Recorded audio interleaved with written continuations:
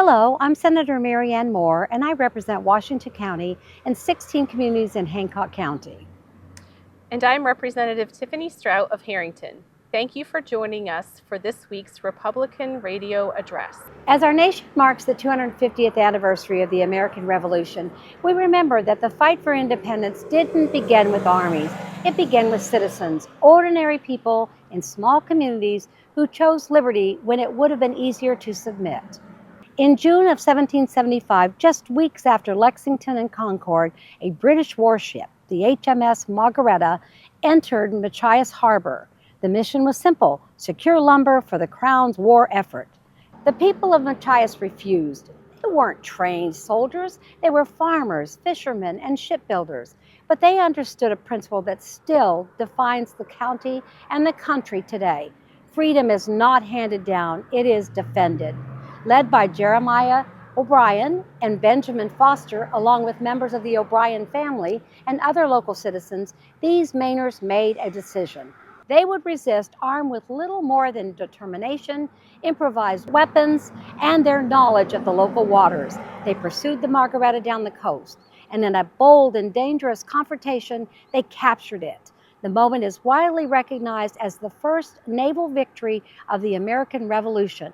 But the real significance goes beyond the battle itself. It reminds us that America was built not by distant authorities, but by citizens who took responsibility, who stepped forward when it mattered most, even when success was uncertain.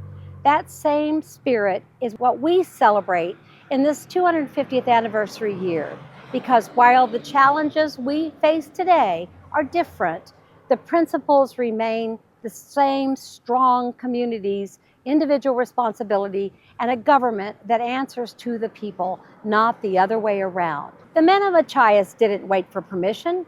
They didn't assume someone else would act. They stepped forward, and because they did, they helped ignite a movement that would change the world.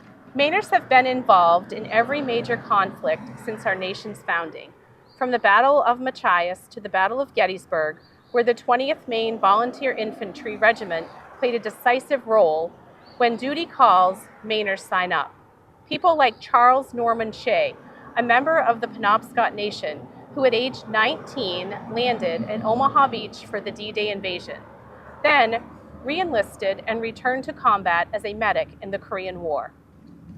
Oscar Look from Addison was in the Bataan Death March in World War II, where he helped carry another soldier so he wouldn't fall.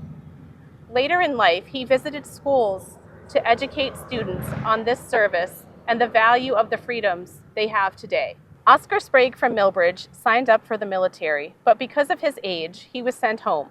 Not letting that deter him, as soon as he was old enough, he went back. He was reported missing in action during the Korean War. His remains were recently identified, and he was buried next to his parents in Millbridge 70 years to the day after he went missing.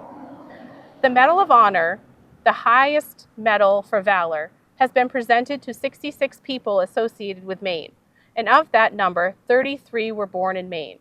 They include Joshua Chamberlain from Brunswick in the Civil War, and most recently, Army Master Sergeant Gary Gordon of Lincoln, who fought in the Battle of Mogadishu, Somalia in 1993. Mainers have been and are stationed all over the world, ready to defend freedom. When they return home, they should be honored and respected. We should always remember the sacrifice of service members and their families and support things like the Maine Veteran Homes, including the wonderful one we have right here in Machias. Freedom isn't self-sustaining. It requires citizens willing to stand just like they did in Machias 250 years ago. And if we're serious about honoring their legacy, we must be willing to do the same. Thank you. God bless you, and God bless the United States of America.